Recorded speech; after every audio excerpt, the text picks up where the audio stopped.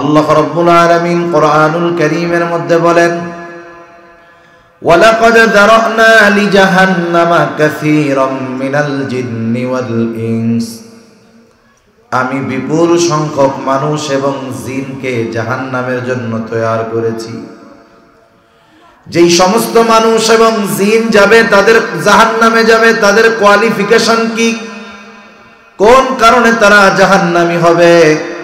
আল্লাহ রাব্বুল আলামিন বলেন, ওই সমস্ত মানুষ এবং জিন লাহুম কুলুবুন লা ইয়াফকাহুনা বিহা, আল্লাহ তাআলা যাদেরকে কলব দিয়েছিলেন, হৃদয় দিয়েছিলেন, ভালো মন্দ অনুধাবন করার যোগ্যতা আল্লাহ তাআলা দিয়েছিলেন, কিন্তু তারা এই হৃদয়টাকে ভালো মন্দ যাচাই বাছাইয়ের ক্ষেত্রে কাজে লাগায় নাই।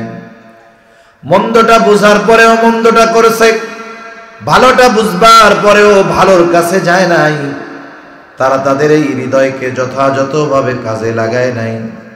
ওয়ালাহুম আ'য়ুনুন লা ইউবসিরুনা বিহা, আমি আল্লাহ যাদেরকে দৃষ্টিশক্তি দিয়েছিলাম, কিন্তু এই চোখ দিয়ে তারা দেখার মতো দেখে নাই।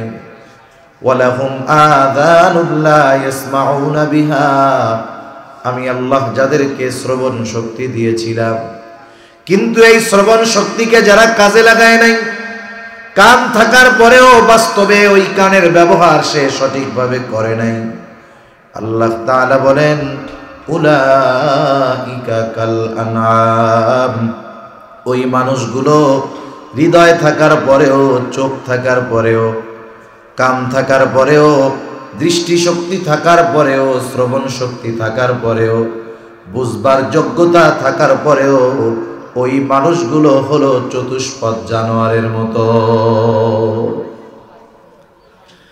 আল্লাহ সুবহানাহু ওয়া তাআলা প্রথমে বললেন, উলাইকা কাল আনআম, এই মানুষগুলো চতুষ্পদ জানোয়ারের মতো। এরপরেই আল্লাহ তাআলা বলেন না, বালহুম আদল, বরং ওই চতুষ্পদ জানোয়ারের চাইতেও এরা নিকৃষ্ট। কেন? কারণ আল্লাহ তাআলা চার পায়া যত জন্তু আছে এদেরকে বুঝবার মতো যোগ্যতা দান করেন নাই। কোন গরুর ভালো মন্দ নির্ণয় করার যোগ্যতা নাই, কোন ছাগলের ভালো মন্দ নির্ণয় করার যোগ্যতা নাই। কোন কারো গরু যদি অপর আরেক মালিকের ক্ষেতের ফসল খেয়ে ফেলে, আপনি যদি গরুকে, ছাগলকে বারবার ওয়াজ করেন, গরুরে আমি হইলাম তোর মালিক, তোর যদি খিদা লাগে তাইলে আমার জমিন থেকে খাইস, কিন্তু খবরদার ওই পাশের জমিন থেকে খাবি না, কারণ ওই জমিনের মালিক আমি না। এই ওয়াজ কইরা আপনি যদি গরু ছাগলরে আদর কইরা বুঝান, বলেন তো আপনার এই দরদ মাখা নসিহত বুঝবার মতো যোগ্যতা আল্লাহ গরু ছাগলকে দিয়েছে নাকি? এই জন্য মানুষ যদি আরেকজনেরটা না বইলা খায় কবিরা গুনাহ হয়, কিন্তু গরু ছাগল যদি অন্যের জমিনের ফসল খেয়ে ফেলে, বলেন তো গরুর সগীরা গুনাহ হয় নাকি? কারণ হলো এটা যে খাইলে গুনাহ হবে এই যোগ্যতা বোঝার মতো শক্তি আল্লাহ গরুকে দেয় নাই। গরুও কিন্তু দেখে, গরু দেখে, কিন্তু মানুষের দেখার ওদের দেখার মধ্যে তফাৎ আছে। গরু ছাগল এইগুলারও শ্রবণ শক্তি আছে, কিন্তু ওই শ্রবণ শক্তি দিয়ে শব্দ শোনে কিন্তু বোঝে না। এই জন্য মানুষ আর চতুষ্পদ জানোয়ার কখনো এক হইতে পারে না। কিন্তু আল্লাহ তাআলা কেন মানুষকে এই চতুষ্পদ জানোয়ারের সাথে প্রথমে কম্পেয়ার করলেন, তুলনা করলেন, আর কেনই বা পরে বললেন না বরং ওদের চাইতেও এরা নিকৃষ্ট? মোট কথা হইল, গরুকে ভালো মন্দ বুঝবার যোগ্যতা আল্লাহ দেয় নাই, চোখ দিয়ে কান দিয়ে ভালো মন্দ শ্রবণ এবং দেখার যোগ্যতা আল্লাহ দেয় নাই। কিন্তু আল্লাহ তাআলা মানুষকে এইটা দিয়েছে, মানুষ এইটা পাওয়ার পরেও কাজে লাগায় না। আর চতুষ্পদ জানোয়ারকে তো আল্লাহ তাআলা এইগুলো দেয়নি নাই। এই জন্য প্রথমে গরু ছাগল চতুষ্পদ জানোয়ারের সাথে তুলনা করার পরে আল্লাহ তাআলা বললেন না বালহুম আদল, বরং ওই ধরনের মানুষ যারা, তারা চতুষ্পদ জানোয়ারের চাইতেও নিকৃষ্ট। কারণ মানুষকে এগুলো দিয়েছেন আল্লাহ, ভালো মন্দ বুঝবার যোগ্যতা দিয়েছেন, অন্যান্যদেরকে তো দেন নাই, থাকার পরেও যোগ্যতা থাকার পরেও কাজে লাগায় নাই, এই জন্য জানোয়ারের চাইতে এগুলা খারাপ। আল্লাহ তাআলা বলেন উলাইকা হুমুল গাফিলুন, এই মানুষগুলোর নাম আল্লাহ তাআলা দিয়েছেন গাফেল, এরা হলো গাফেল। এদেরকে দিয়া আল্লাহ তাআলা জাহান্নামের জ্বালানি হিসাবে ব্যবহার করবে। এই মানুষ আর জিন এরা হবে জাহান্নামের লাকড়ি, জাহান্নামের জ্বালানি। এই জন্য আমাকে আপনাকে যেন জাহান্নামের জ্বালানি না হতে হয়, জাহান্নামের লাকড়ি যেন না হতে হয়, এই জন্য এই দুনিয়ায় আমার আপনার অন্তর, চোখ, কানকে যথাযথভাবে কাজে লাগানোর দরকার আছে না? না, দরকার তো আছে, আমরা বুঝি, এরপরেও তো বাস্তব প্রয়োগ, বাস্তব ব্যবহার আমরা করি না। সমাজের মধ্যে যত অন্যায় আছে, অপরাধ আছে, পাপ আছে, গুনাহ আছে, যে পাপগুলো করে বলেন তো, ওই পাপ কাজ যে করে সে জানে না ওইটা পাপ কাজ? জানে? চোখ দিয়ে অন্যায় করে, গুনাহ করে, দেখে, সে জানে এটা গুনার কাজ। কান দিয়ে গান শোনে, অন্যান্য অশ্লীল কথাবার্তা শোনে, সে জানে এগুলো গুনার কাজ। একজন মানুষ যে জানে না তাকে জানানো বোঝানো সহজ, যে না জেনে না বুঝে অন্যায় করে তাকে গুনার থেকে ফিরানো সহজ। কিন্তু যে ব্যক্তি জেনে বুঝে শুনে গুনাহ করে, অন্যায় করে, ওই মানুষগুলোকে পাপ থেকে ফেরানো কিন্তু অনেক কঠিন। যেমন একজন ঘুমায় আছে, বাস্তবেই ঘুম, এই লোককে ঘুম থেকে উঠানো কঠিন না, ও ডাক দিলে 2-4 ডাক দিলে উঠে যাবে। কিন্তু যে ঘুমায় নাই, ঘুমানোর বান ধরছে, এর সহজে উঠাইতে পারবেন? 100 ডাক দিলে উঠবে না। আমাদের অবস্থা হলো সব আমাদের ঠিক আছে, আমরা সব বুঝি, এই জন্য আমাদের কেউ সহজে বুঝাইতে পারে না। যদি বাস্তবেই না বুঝতাম তাইলে বোঝানো সহজ হইত। তা আমি যে কথাগুলো এই জন্য বললাম আর কি, আমরা ওয়াজ, নসিহত, মাহফিল, আলোচনা করি, শুনি, কিন্তু কেউ মজার জন্য শুনি, ভালো লাগার জন্য শুনি, কিন্তু ওয়াজ যিনি আলোচনা করতেছেন তার কথাগুলো হৃদয় দিয়ে অনুধাবন করার চেষ্টা করি না। যদি আমরা হৃদয় দিয়ে কথাগুলো বুঝতাম, সাথে সাথে বাস্তব জীবনে যদি প্রয়োগ করতাম, তাহলে আশা করা যাইত আল্লাহ সুবহানাহু ওয়া তাআলা আসমানের বরকতের দুয়ার আমাদের জন্য খুলে দিতেন। ঠিক কিনা বলেন? তা সম্মানিত উপস্থিতি, আমি আপনাদের খেদমতে গুরুত্বপূর্ণ কয়েকটা কথা অতি অল্প সময়ে বলবার নিয়তে কোরআনুল কারীম থেকে 2টো আয়াত ও রাসূল আকরাম সাল্লাল্লাহু আলাইহি ওয়াসাল্লামের 2টা হাদিস থেকে কিছু পাঠ করেছি। আল্লাহ তাআলার কাছে তৌফিক চাই, কিছু কথা অল্প সময় আল্লাহ বলার তৌফিক আমাকে দান করেন, যে কথাগুলো আমাদের সবার দুনিয়া এবং আখিরাতের জন্য কল্যাণকর হয়। সকলে বলি আমিন। আপনাদের হয়তো বর্তমান সময়ের শিক্ষা ব্যবস্থার ব্যাপারে মোটামুটি কিছু জানা আছে, সাথে সাথে পাঠ্যপুস্তকের ব্যাপারেও কম বেশি আপনাদের ধারণা আসছে। বাস্তবতা হলো, একটা জাতিকে যদি ধ্বংস করতে হয়, ওই জাতির প্রধানত 2টো বিষয়কে ধ্বংস করে দিতে হয়। কয়টা বিষয়? 2টা বিষয়। আপনি একটা সভ্যতাকে ধ্বংস করতে চান, আর আমরা হলাম মুসলিম, আমাদের একটা সভ্যতা সংস্কৃতি আছে, আমাদের একটা মৌলিক শিক্ষা ব্যবস্থা আছে। আমরা বাংলাদেশের মুসলমান, অনেক সময় দেখবেন নাস্তিক্যবাদী যারা, ইসলাম বিদ্বেষী যারা, এরা আমাদের পরিচয়ের ক্ষেত্রে, তারা তাদের পরিচয়ের ক্ষেত্রেও বলে যে আমি হলাম বাঙালি, বাংলাদেশি মুসলিম। আগে কি বলে? বাঙালি, বাংলাদেশি, এরপরে বলে মুসলিম। এটা ওরা বলে। একটা জিনিস বুঝতে হবে, শব্দের তারতম্যের কারণে এখানে অনেক কিছুর লক্ষণ প্রকাশ পায়। আগে বাঙালি কেন বলে? ওরা বলে যে বাঙালি যত সংস্কৃতি আছে, সব সংস্কৃতি আমি বাঙালি হিসাবে আগে মানব, এরপরে বাংলাদেশি সভ্যতা সংস্কৃতি মানব, এরপরে মুসলিম সভ্যতা সংস্কৃতি আমি মানব। একটু খেয়াল করেন, আমি মুসলমান, বলেন তো ইসলাম আমাকে এক পূর্ণাঙ্গ জীবন ব্যবস্থা দিয়েছে কি দেয় নাই? আমি যদি পরিপূর্ণ ইসলামী জীবন ব্যবস্থার মতে আমি চলতে চাই, তাহলে বাংলাদেশি যত আইন কানুন আছে অনেক আইনের সাথে সাংঘর্ষিক হবে, কি হবে না? অনেক আইনের সাথে সাংঘর্ষিক হবে। ওরা বলতে চায় মুসলিম হিসাবে ওই বিষয়গুলোই আমরা মেনে নিব যেই বিষয়গুলোর সাথে বাংলাদেশের আইনের কোনো সংঘর্ষ নাই।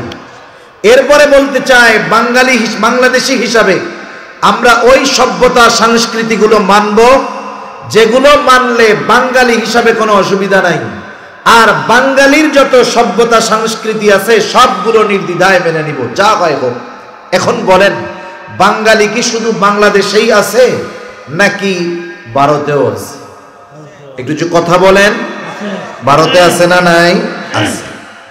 আপনারা জানেন হয়তো ভারতীয় বাঙালিদের অনেক অনুষ্ঠান আচার অনুষ্ঠান আছে যেগুলো বাঙালি সংস্কৃতি নামে চালানো হয়, ঠিক ওগুলো বাংলাদেশের সাথেও সাংঘর্ষিক এবং ইসলামের সাথেও সাংঘর্ষিক। আপনি যদি পরিপূর্ণ বাঙালি হতে চান তাহলে অনেক হিন্দুয়ানি রীতি প্রথা আপনাকে মেনে চলতে হবে। এগুলো অনেক রীতিনীতি প্রথা আছে, যেমন পৌষ সংক্রান্ত একটা অনুষ্ঠান কিছুদিন আগে ঢাকাতে হয়েছে, পালন হয়েছে সাকরাইন উৎসব। আমি এটার নাম আগে ওইরকম শুনি নাই। এটা পৌষ সংক্রান্ত একটা উৎসব। এটা বাঙালি হিন্দুদের একটা অনুষ্ঠান, তাদের একটা বিষয়, অথচ এটাকে বাংলাদেশি মুসলমানদের উপর বাঙালি সংস্কৃতি বলে চাপায়া দেওয়ার অপচেষ্টা চলতেছে। ওই বিষয়টা যদি কেউ বিশ্বাসের সাথে পালন করে তাহলে তার ঈমান থাকবে না। যেমন বাংলা নববর্ষ উদযাপন আমাদের বাংলাদেশ থেকেও করা হয়, হয়তো সরকারি ছুটিও সেই দিন দেওয়া হয়, কিন্তু বলেন তো এই বাঙালি নববর্ষ বা বাংলা নববর্ষ উদযাপন করতে গিয়ে যেই ধরনের কথা, যেই ধরনের কাজ করা হয়, এটা বাংলাদেশি সংস্কৃতির সাথেও যায় না, মুসলমানদের সংস্কৃতির সাথেও যায় না। এই জন্য এই সংস্কৃতি যদি আমাদের উপরে চাপায়া দেওয়া যায়, জোর করা লাগবে না। মুসলমান যদি মেনে নেয় তাহলে অটোমেটিকলি বেঈমান হয়ে যাবে, ঠিক কিনা বলেন? এজন্য একটা জাতিকে যদি ধ্বংস করতে হয়, ওই জাতির মূল সভ্যতা সংস্কৃতি থেকে তাদের বের করে বিজাতীয় সভ্যতা সংস্কৃতি তাদের উপরে চাপায়া দিতে হয়। আজকে আফসোস, মুসলমান হিসাবে আমাদের ঐতিহ্য ছিল, মুসলিম হিসাবে আমাদের এক্সট্রা সংস্কৃতি ছিল, অথচ এটা আমাদের মধ্যে নেই। আমাদের মধ্যে কিছু হিন্দুয়ানা সভ্যতা সংস্কৃতি এবং কিছু ইউরোপ আমেরিকান সভ্যতা সংস্কৃতি চাপায়া দিয়ে বোতলে মুসলমান, ভেতরে মদ ভরে দেওয়া হচ্ছে, ঠিক কিনা বলেন? বোতলের উপরে লেবেল লাগানো, এটা হালাল, এটা দুধ, এটা খুব ভালো জিনিস, কিন্তু ভেতরে ভরা হারাম জিনিস। এখন বলেন, লেবেলে যত থাক, নামে মুসলমান হোক, লেবাসে মুসলমানের মতো দেখা যাক, কিন্তু তার আকীদা বিশ্বাস যদি ইসলামের সাথে সাংঘর্ষিক হয়, বলেন তো ওই মুসলমানের কোনো দাম আছে নাকি? তাহলে একটা জাতিকে যদি ধ্বংস করতে হয়, এক নাম্বার দরকার হলো যে ওই জাতির মৌলিক সভ্যতা সংস্কৃতিকে ধ্বংস করে দেওয়া। এখন আমরা কি করব? এই বিষয়গুলো লম্বা আলোচনার দাবি রাখে, কিন্তু লম্বা আলোচনার সুযোগ নাই। আমরা কি করব? তারা পরিচয়ে বলে আমরা বাঙালি, বাংলাদেশি মুসলিম। আমরা পরিচয়ে বলবো আমরা মুসলিম বাংলাদেশি বাঙালি। আমরা বাংলাদেশি সভ্যতা সংস্কৃতি সব মেনে নিব যদি ইসলামের সাথে সাংঘর্ষিক না হয়। বাঙালি সভ্যতা সংস্কৃতি সব মানব যদি ইসলামের সাথে সাংঘর্ষিক না হয়। কিন্তু ইসলামের সাথে যেই বিষয়টা সাংঘর্ষিক হবে, এটা বাংলাদেশি সংস্কৃতি হলেও আমি মানব না, বাঙালি সংস্কৃতি হলেও মানব না, কারণ সর্বক্ষেত্রে আমাকে আমার দ্বীন ইসলামকে প্রাধান্য দিতে হবে, ঠিক কিনা বলেন? মূলত এখানেই আমরা ধরা পড়ে যাই, এখানেই আমাদের অনেক সরল মনা মুসলমান ধরা পড়ে যায়। সে আগে নিজের পরিচয় দিতে চায় বাঙালি, এরপরে বলতে চায় বাংলাদেশি, এরপরে বলতে চায় যে আমি মুসলিম। সে মুসলিম পরিচয়টাকে 3 নম্বরে নিয়ে আসে, অথচ উচিত ছিল মুসলিম পরিচয় থাকবে 1 নম্বরে। আমার মুসলমানিত্ব, ঈমান যেই কাজে ঠিক থাকবে সেটা আমি করতে রাজি। যেই কাজ করলে আমার মুসলমানিত্ব, ঈমান ঠিক থাকবে না, ওই কাজ জীবন গেলেও আমরা করব না, ঠিক কিনা বলে? সেজন্য আমরা আমাদের পরিচয়ের ক্ষেত্রে মুসলমান এই পরিচয়টাকে অগ্রাধিকার দিব ইনশাআল্লাহ। দিব তো? এখন আপনি এই উসুলে গোটা জীবন চালান। মনে করেন আমি একটা এক্সাম্পল দিই, আপনি মুসলমান, বাংলাদেশি, বাঙালি। বিবাহ শাদীর ক্ষেত্রে বাংলাদেশি কিছু সংস্কৃতি আছে, বাঙালি কিছু সংস্কৃতি আছে। বাঙালি বলতে ভারতীয় হতে পারে, বাংলাদেশীয় হতে পারে, পুরা বাংলার হিসাব ধরেন। এখন আপনি বিবাহে অনুষ্ঠানে আনন্দ আয়োজন করবেন, প্রথম পরিচয় মুসলমান। আপনি এখন ওই কাজগুলোই করতে পারবেন যেই কাজগুলো ইসলামের সাথে সাংঘর্ষিক নয়। এই উসুলের উপরে যদি আপনি আপনার আচার অনুষ্ঠান, সামাজিক, রাজনৈতিক, রাষ্ট্রীয়, পারিবারিক জীবন অতিবাহিত করেন, দেখবেন অমুসলিম কার্যকলাপ আপনার মধ্যে ঢুকতে পারবে না। আপনি যখন হিসাব করবেন আমার বিবাহ অনুষ্ঠানে বা আমার আত্মীয় স্বজনের বিবাহ অনুষ্ঠানে গায়ে হলুদ, আপনাদের দেশে আছে এটা, এই গায়ে হলুদের অনুষ্ঠান দিবেন, আপনি একটু খোঁজ নেন যে এটা কি ইসলামের সাথে যায় কিনা, এটা কি আসলে ইসলামের সাথে সম্পৃক্ত কিনা। আপনি একটু অনুসন্ধান করেন, দেখবেন এটা মুসলিম সংস্কৃতির সাথে এটার কোনো সম্পর্ক নাই। এই গায়ে হলুদের প্রথা আসছে হিন্দুদের থেকে। এখন আপনি মুসলিম, প্রথম পরিচয় মুসলিম, তাহলে এই অনুষ্ঠানটা করতে গেলে মুসলমানিত্ব নিচে পড়ে যায়। যেহেতু আমি মুসলিম, এই কাজ করলে মুসলমানিত্ব নিচে পড়ে যায়, আমি এই কাজ লাথি মেরে সরাইয়া দিব। ঠিক কিনা বলেন? এভাবে প্রত্যেকটা কর্মের ক্ষেত্রে নিজের পরিচয় মুসলমানিত্বকে প্রাধান্য দিয়ে যদি করেন, তাহলে বিজাতীয় সভ্যতা, সংস্কৃতি আমাকে আপনাকে আশা করা যায় গ্রাস করতে পারবে না। 2 নম্বর, একটা জাতিকে ধ্বংস করতে হলে ওই জাতির শিক্ষা ব্যবস্থাকে বিকৃতি করে দিতে হয়।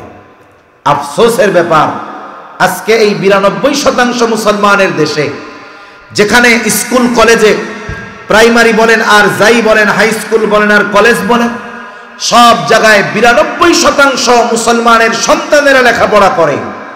ওই সব জায়গায় ইসলাম বাদ দিয়ে অমুসলিমদের কালচারকে ঢুকায় দেওয়ার সর্বোচ্চ অপচেষ্টা করতেছে এবং ধীরে ধীরে এই শিক্ষা ব্যবস্থা থেকে ইসলামকে পূর্ণাঙ্গ রূপে বের করার অপচেষ্টা চালাচ্ছে। ঠিক কিনা বলেন? আপনারা যখন বই দেওয়া হয়েছে ক্লাস 3 ধর্ম বই, আমরাও প্রাইমারি স্কুলে পড়েছি, আপনারাও পড়ছেন। আমাদের সময় বইটা ছিল ইসলাম শিক্ষা, সহজ নাম ইসলাম শিক্ষা। এখানে যখন ইসলাম শিক্ষা ও নৈতিকতা, ইসলাম ও নৈতিকতা শিক্ষা না নৈতিক শিক্ষা নামে বইটা দেওয়া হয়েছে, ষড়যন্ত্রটা কি করা হলো, বইয়ের কাভার পেজের শেষের কাভার পেজের ভিতরের দিকে দুর্গার ছবি দিয়ে দেওয়া হলো। একটা জিনিস বুঝেন, এত বড় একটা বিষয়, এটা যে ভুলে হয়েছে এটা বিশ্বাস করার কোনো উপায় নেই। এটা ইচ্ছাকৃতভাবে করা হয়েছে। ইচ্ছাকৃতভাবে কেন করা হইল? শোনেন, একটা দেশকে যখন ধ্বংস করার ইচ্ছা হয়, তখন এদেশের সবকিছুই তো ধ্বংস করতে হবে। অর্থ লস হোক, সম্পদ লস হোক, সেটা অসুবিধা নাই। ওই ইসলাম বিদ্বেষীরা খুব ভালো মতো জানে, আমি আপনি আমার আপনার ইমানের দাম না বুঝতে পারি, কিন্তু ওই ইসলাম বিদ্বেষীরা আমার আপনার ইমান ধ্বংস করার জন্য তারা সর্বোচ্চ ব্যয় করতে প্রস্তুত থাকে। তারা তোয়া যে মুসলমানদের ইমান ধ্বংসের জন্য যা করার দরকার করো। আমি তো বলি ইচ্ছাকৃত, অনিচ্ছায় হয়েছে তা না, ইচ্ছাকৃত এটা করা হয়েছে। কেন করা হইল? আমি মুরব্বীদের মুখে শুনছি আর কি। আগে গ্রামে খুব চুরি হইতো, বুঝছেন?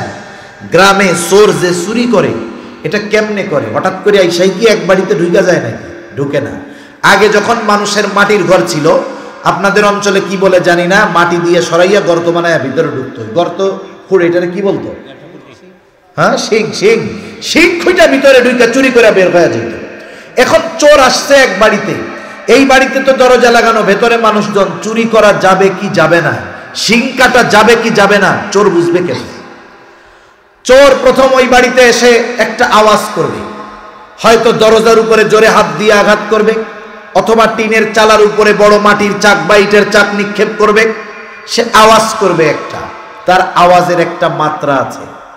এই আওয়াজের মাত্রায় যদি ঘরের লোক জাগ্রত হয়ে যায়, স্বাভাবিক, আপনার ঘর যেখানে গাছ, বাড়ির উপরে কোনো গাছপালা নাই, মানুষজন আসার কোনো সুযোগ নাই, ওই ধরনের কোনো আওয়াজ যদি দরজায় হয়, অথবা টিনের চালার উপরে বড় কোনো ইটের টুকরো অথবা বড় মাটির কোনো চাক ফেলা হয়, আওয়াজ হলে আপনি কি চুপ করে বসে থাকবেন না আওয়াজ দিবেন? আওয়াজ দিবেন কি দিবেন না? এখন ও এক দুইবার এই আওয়াজ করে, যখন দেখে এই আওয়াজে ঘরের থেকে কোনো আওয়াজ আসে না, প্রতি উত্তর নাই, চোর তখন বুঝতে পারে তাইলে এই বাড়িতে আজকে কাজ চালানো যাবে। এইবার সে শিং কাটতো, ঘরে ঢুকতো, ওই আওয়াজ, ওই মাত্রার আওয়াজ, যেহেতু ঘরের লোক জাগে নাই, বাকি যে আমল সে করবে ওই আওয়াজের চাইতে নিচু আওয়াজ হবে, সুতরাং আশা করা যায় ঘরের লোকের ঘুম আর ভাঙবে না। এইবার চোর তার কাজ সিদ্ধি করে চলে যাইত। কিন্তু যদি দেখতো ওই আওয়াজের পরে ঘর থেকে প্রতি উত্তর আসছে কেরে, তাইলে চোর চিন্তা করতো এই বাড়িতে আজকে আর আমল করা যাবে না, চোর চলে যেত। পরবর্তীতে সে আবার চেষ্টা করত, কিন্তু ওই দিনের মতো শেষ। এখন যখন ইসলাম ধর্ম বইয়ের, ইসলাম ও নৈতিক শিক্ষা বইয়ের কাভার পেজের ভেতরের অংশে দুর্গা মূর্তি দিয়ে মুসলমানদের অবস্থা এই ঈমান চোরেরা টেস্ট করছে যে দেখেই মুসলমানেরা প্রতিবাদী হয় কিনা, যদি আমরা চুপ থাকতাম ওটা থেকে যেত, বরং পরবর্তীতে কাভার পেজে নয় ওই শিক্ষার প্রতিটা পেজে পেজে হয়তো ওরা মূর্তি ঢুকায় দিত। কিন্তু যখন জাগ্রত মুসলিম জনতা প্রতিবাদ করেছে, ওলামায়ে কেরাম থেকে নিয়ে সাধারণ ধর্মপ্রাণ মুসল্লি মুসলমান প্রতিবাদ করেছে, পরের দিন থেকে বই উঠাইয়া নিয়ে গেছে। আবার এই যে রাষ্ট্রের কোটি কোটি টাকা ব্যয় করলো, মূলত টেস্ট করলো আমাদের ইমানের অবস্থা কি। আমরা যদি চুপ থাকতাম তাহলে তাদের মিশন সাকসেসফুল করার দিকে আরো তারা আগায় যেত। এই একটা বিষয়। দ্বিতীয় আর একটা বিষয় যে দেখেন, আমরা যখন ইসলাম বই পড়েছি তখন নাম ছিল ইসলাম শিক্ষা। ওই বইয়ের মধ্যে মোটামুটি যা কিছু আমরা শিখেছি প্রাইমারি থেকে, মোটামুটি ইবাদতের বিষয়গুলো শিখেছি, সূরা কালামগুলো সব শিখেছি, নামাজ পড়ার পদ্ধতি সব শিখেছি, আচার আচরণ ব্যবহার বড়দের সাথে কেমন করতে হবে, মোটামুটি সব ইসলাম বই থেকে শিখেছি। এখন বলেন তো, ইসলাম কি এমন এক জীবন ব্যবস্থা যেখানে নৈতিকতা নাই? কথা বুঝেন নাই? ইসলামের মধ্যে নীতি নৈতিকতা আছে না নাই? আছে। অনেক সময় শব্দেও আগে পিছে আনার মাধ্যমেও আমাদের অনেক কিছু পরীক্ষা করা হয়। বইয়ের মধ্যে যদি একটা ছবি থাকে, ছবি বুঝবেন এই ছবির দ্বারা শিক্ষণীয় কিছু আছে, কোনো মেসেজ আছে, কোনো খবর আছে। কোনো বিষয়কে সাধারণভাবে নেওয়ার মতো সুযোগ আমাদের নাই, বুঝতে হবে এইগুলা। যেমন প্রত্যেকটা দেশের পতাকায় কিছু সাইন আছে, চিহ্ন আছে। ইসরায়েলের পতাকায় আছে, বাংলাদেশের পতাকায় আছে, জাপানের পতাকায় আছে, পাকিস্তানের পতাকায় আছে। এই প্রত্যেকটা পতাকার ওই চিহ্নগুলো, সাইনগুলো বিশদ ব্যাখ্যার দাবি রাখে, ওর মধ্যে মেসেজ থাকে, খবর থাকে। এই যে ওরা দিল যে ইসলাম ও নৈতিক শিক্ষা, ইসলামের মধ্যে যদি নৈতিকতাই থাকে তাহলে আলাদাভাবে কেন নৈতিক শিক্ষা উল্লেখ করতে হবে? কথা বুঝতেছেন? ইসলামের মধ্যে যেহেতু নৈতিক শিক্ষা আছেই, ওর ভিতরেই ইনক্লুড আছে, তাহলে আলাদাভাবে কেন উল্লেখ করতে হবে? ওরা কি বুঝাতে চায় জানেন?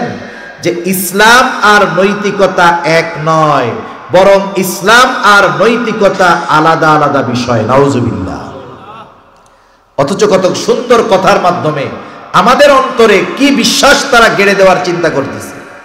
সরল মনা শিশু, তৃতীয় শ্রেণীর একটা বাচ্চা, 8-9 বছর তার বয়স হবে, ওই বাচ্চা যদি আস্তে আস্তে ওই বিষয়টার উপরে গড়ে উঠে, তাহলে একটা সময় সে মনে করবে ইসলাম এক জিনিস, নীতি নৈতিকতা আর এক জিনিস।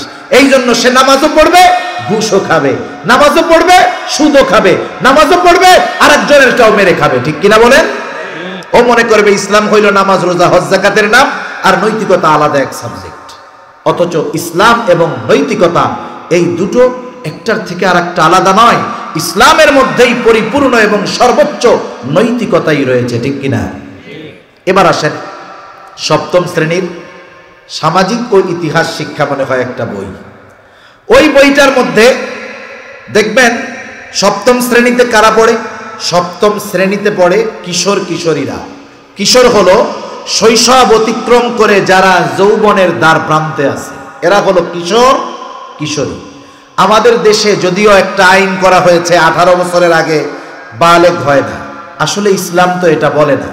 ইসলাম জানিয়ে দেয় যে আহাদ্দুল বুলুগ, বালেগ হওয়ার সর্বশেষ সীমা 15 বছর। এই 15 বছর খ্রিস্টীয় হিসাবে নয়, মানে ইংরেজি হিসাবে নয়, এই 15 বছর হলো আরবি বছরের হিসাবে। তাহলে ইংরেজি বছরের হিসাবে 14.5 বছর বয়সে একটা ছেলে বালেগ হয়ে যায়। এটা হলো সর্বোচ্চ টাইম। এর আগে হইতে পারে। 14.5 বছর বয়সে কি হয় বলেন? বালেগ হয়, প্রাপ্তবয়স্ক হয়। এর আগেও হতে পারে। একটা মেয়ে 9 বছরে বালেগা হতে পারে, এর চাইতে কিছু বেশি সময়ও তার লাগতে পারে। এই যে সময়টা, এটা তার যৌবনের প্রারম্ভে বলতে পারেন। স্বাভাবিক ক্ষেত্রে ক্লাস 7-এ যদি স্বাভাবিকভাবে ওঠে, 7, 6 বছরে 1, 13 বছরে ক্লাস 7 এসে উঠে। বলেন তো, এই বয়সে উঠবার পরে একটা মেয়ে তো তখন পরিপূর্ণ বালেগা, একটা ছেলে হয়তো তখন বালেগ হয়ে গেছে। কোন বালেগ অথবা বালেগার হাঁটুর উপরে কাপড় পরার কোনো সুযোগ আছে? আরে জোরে বলেন না। এই অঙ্গটা ঢেকে রাখা ফরজ না? পুরুষের জন্য নাভির থেকে নিয়ে হাঁটু পর্যন্ত ঢেকে রাখতে হবে। ক্লাস 7-এর মধ্যে একটা মেয়ের ছবি দেওয়া আছে ওই বইয়ের কভার পেজে, শুরুতেই একেবারে ওখানে হাফ প্যান্ট পরা একটা মেয়ের ছবি দেওয়া আছে। আপনি হয়তো দেখবেন যে সাধারণ একটা ছবি, এর মধ্যে আর কি বিষয় আছে? বাস্তবতা হলো ওই 7ম শ্রেণীর ছেলে অথবা মেয়েকে ওই কভার পেজে হাফ প্যান্ট পরে ছবি দিয়ে শিক্ষা দেওয়া হচ্ছে, তুমি 7-এ পড়ো তাতে কি হয়েছে, তুমি এখনো হাফ প্যান্ট পরে ঘুরে বেড়াবা, কোনো অসুবিধা নেই। আপনি চিন্তা করেন তার মাইন্ডকে কত সূক্ষ্ম প্রসেসের মাধ্যমে পরিবর্তন করা হচ্ছে। এগুলো আমাদের অনুধাবন করার টাইম নেই, এগুলো আমাদের বোঝার মতো সময় সুযোগ নাই। কারণ একটা জাতির উপরে যদি নিজেদের কিছু চাপিয়ে দিতে হয়, ওই জাতিকে পেট বাঁচানোর জন্য দৌড়ের উপরে রাখতে হয়। আপনারা, ইংরেজরা যে আমাদের উপমহাদেশে শাসন করছে, ইংরেজরা কি আমাদের চাইতে সংখ্যায় বেশি ছিল নাকি? কথা বলেন না, বেশি ছিল? সংখ্যায় কম হওয়ার পরেও 200 বছর কেন শাসন করতে পারছে তারা? যারা ইংরেজদের ইতিহাস পড়েছেন এরা দেখবেন, এরা মুসলমানদের উপরে বা উপমহাদেশের মানুষের উপরে শুধু ট্যাক্সের উপরে ট্যাক্স দিছে, ট্যাক্সের উপরে ট্যাক্স, খাজনার উপরে খাজনা। যখন চিন্তা করতেছে খাজনা দিতে না পারলে তো অনেক কঠিন শাস্তি, মানুষ অন্য কি দেখবে? যান বাঁচানোর জন্য খাজনার বিষয়টা খাজনা উপার্জন করতে করতে, কাজ করতে করতে, জমিনে খাটতে খাটতেই তো তাদের জীবন শেষ। প্রতিবাদ করবে কখন? একটা জাতিকে যখন দীর্ঘকাল শোষণ করতে হয়, ওই জাতিকে তার পেট বাঁচানোর জন্য দৌড়ের উপরে রাখতে হয়। আমাদের দেশ সহ গোটা দুনিয়ার অবস্থা এরকম। এখন অনেকে বলবে, হুজুর চাউলের কেজি কত টের পান? আগে তো আলু ভর্তা ডাল খাইয়া গরিব মানুষ বাঁচত, আলুর কেজি কত টের পান? আমরা তো এখন 3 বেলা 3 মুঠো খাবো, পেট ভরে কয় মুঠো খাবো, এই চিন্তাই তো বাঁচি না। এগুলো দেখার টাইম আমাদের আছে? বাস্তবতাই এইটা। ওই কাজে ব্যস্ত রেখেই তো আমাদের মধ্যে সেকুলারিজম এবং নাস্তিক্যবাদ ঢুকিয়ে দেওয়ার অপচেষ্টা দুনিয়াব্যাপী এই জালেমরা করতেছে, ঠিক কিনা বলেন? এছাড়া আরো কিছু বিষয় পাঠ্যপুস্তকের মধ্যে ইনক্লুড করা হচ্ছে। যদি ওগুলোর আলোকে আমাদের সন্তানেরা বেড়ে ওঠে, ট্রান্সজেন্ডার একটা শব্দ আপনারা অনেকে শুনেছেন, অনেকে শুনেন নাই, এই ধরনের বিষয়গুলো যদি আমাদের সভ্যতা, আমাদের সংস্কৃতির মধ্যে ঢুকিয়ে দিতে পারে ওরা, 100 বছর লাগবে না, 50 বছর পরে ঘরে ঘরে ওয়ালাদুজ জেনায় ভরে যাবে। সেজন্য একটা জাতিকে যদি টিকে থাকতে হয়, ওই জাতির শিক্ষা ব্যবস্থা শক্ত এবং মজবুত ভিত গড়ে তুলতে হয়। আর আমরা মুসলমান, আমাদেরকেও যদি আমাদের সভ্যতা, সংস্কৃতি এবং স্বকীয়তা টিকিয়ে রাখতে হয়, আমাদেরকে আমাদের দ্বীনের উপরে অটল অবিচল থাকতে হবে। আমাদের জাগতিক শিক্ষা অর্জন করতে হবে, কিন্তু দ্বীনকে ঠিক রেখে। এজন্য শিক্ষা নিয়েই কয়েকটা কথা আমি আপনাদের খেদমতে বলার ইচ্ছা পোষণ করেছিলাম। শুরুতে 2-1টা কথা আর একটু বলার দরকার। দেখেন, সাধারণভাবে শিক্ষা 2 ধরনের আমাদের দেশে, 2টা পদ্ধতি। একটাকে আমরা বলি জেনারেল পদ্ধতি, আর একটাকে বলি আমরা কোরআন সুন্নাহর পদ্ধতি। তা যাই আপনি বলেন না কেন, দুনিয়াবি জাগতিক শিক্ষা আর একটা হলো ধর্মীয় শিক্ষা। জাগতিক শিক্ষাটা 2 ভাগে বিভক্ত। জাগতিক শিক্ষার মধ্যে কিছু শিক্ষা আছে যেগুলোর দ্বারা কোনো উপকার নাই, বরং কিছু শিক্ষার মাধ্যমে আরো ক্ষতি আছে, ঈমান ধ্বংস হয়। যেমন মানুষ সৃষ্টি করেছেন আল্লাহ, কোরআনুল কারীমের মধ্যে আল্লাহ তাআলা মানুষ সৃষ্টির একেবারে বিশদ বিশ্লেষণ আল্লাহ তাআলা দিয়ে দিয়েছেন। রাসূল আকরাম সাল্লাল্লাহু আলাইহি ওয়াসাল্লাম হাদিসের মধ্যে বিশদ ব্যাখ্যা দিয়ে দিয়েছেন মানুষ কিভাবে সৃষ্টি হয়েছে। এ ব্যাপারে কোনো সন্দেহ মুসলমানদের মনে থাকতে পারে না। এখন কোন মুসলমানের সন্তান যদি স্কুল কলেজ ভার্সিটিতে গিয়ে ডারউইনের ওই মতবাদ যে মানুষের পূর্বপুরুষ বানর ছিল, বানর থেকে বিবর্তনের মাধ্যমে একটা সময় বানর থেকে মানুষ হয়েছে, বলেন তো এই বিশ্বাস যদি কেউ করে এই ব্যক্তির ঈমান থাকবে নাকি যাবে? এই শিক্ষাটা শুধু উপকারহীন নয়, বরং ঈমান ধ্বংসকারী। জাগতিক শিক্ষায় এমন কিছু বিষয় আছে উপকার তো নাই, বরং ওই শিক্ষা যদি কেউ মানে বিশ্বাস করে তার ঈমান থাকবে না। দ্বিতীয় কিছু আছে উপকারী শিক্ষা, জাগতিক উপকারী শিক্ষা, যেমন ইঞ্জিনিয়ার, ডাক্তার, এগুলো দরকার। বরং এই জাগতিক শিক্ষা কেউ যদি অর্জন করে, দ্বীনের কাজে এই শিক্ষাকে ব্যয় করে, মানুষের কল্যাণে ব্যয় করে, তাহলে এই শিক্ষাটা তার আখিরাতেরও ফায়দা অর্জনের কারণ হবে। যেমন একজন ডাক্তার হয়েছে, ডাক্তার হলে তার কোনো সওয়াব হবে না, হলে কোনো গুনাহ হবে না। কিন্তু ওই লোকটা যদি ডাক্তার হয়ে এলাকার গরিব মানুষকে ফ্রি ট্রিটমেন্ট দেয়, বলেন তো খেদমতে খালক, মানুষের সেবা করার কারণে তার সওয়াব হবে কি হবে না? একজন যদি ইঞ্জিনিয়ার হয়, হইলেও কোনো গুনাহ নাই, হইলে সওয়াবও নাই, না হইলেও হইছে যে এতে কোনো তার গুনাহ হবে না। কিন্তু এই ইঞ্জিনিয়ার, মনে করেন একজন ডিজাইনার, সে আর্কিটেকচার ইঞ্জিনিয়ার, সে যদি একটা মসজিদের ডিজাইন ফ্রিতে করে দেয় আল্লাহর জন্য, এই ডিজাইন করার জন্য সে 2-4-5 লক্ষ টাকা উপার্জন করতে পারত। কিন্তু এই মেধা সে যদি দ্বীনের কাজে ব্যয় করে, ওই মসজিদ হবে তার স্ট্রাকচার ডিজাইনের উপরে, মুসল্লিরা নামাজ পড়বে, আজান হবে, বলেন তো এই ইঞ্জিনিয়ার সওয়াব লাভ করবে কি করবে না? এজন্য জাগতিক কিছু উপকারী শিক্ষা আছে যেগুলো যদি দ্বীনের কাজে ব্যয় করা হয় তাহলে ওই শিক্ষা তার দুনিয়া আখিরাত উভয় জাহানে কাজে লাগে। এইবার হলো ধর্মীয় শিক্ষা। ধর্মীয় শিক্ষা হলো এমন এক শিক্ষা, এই শিক্ষার দ্বারাই বাস্তবে শিক্ষার যেই উদ্দেশ্য সেটা অর্জিত হয়। শিক্ষার উদ্দেশ্য কি? শিক্ষার ব্যাপারে আমরা বলি education is the backbone of nation, শিক্ষা হলো জাতির মেরুদণ্ড। তাহলে শিক্ষা লাভ করার উদ্দেশ্যটা কি? মানুষ শিক্ষিত হওয়ার লাভ মানে উদ্দেশ্যটা কি? এখনকার জামানায় মানুষ লেখাপড়া করে দুনিয়া উপার্জনের জন্য। এখনকার জামানায় মানুষ লেখাপড়া করে কেন? দুনিয়া উপার্জনের জন্য, বড় চাকরির জন্য, বড় বিসিএস ক্যাডার হওয়ার জন্য। এক কথায় দুনিয়ার জগতে ভালো থাকার জন্য মানুষ লেখাপড়া করে। কিন্তু লেখাপড়ার মূল উদ্দেশ্য এটা না।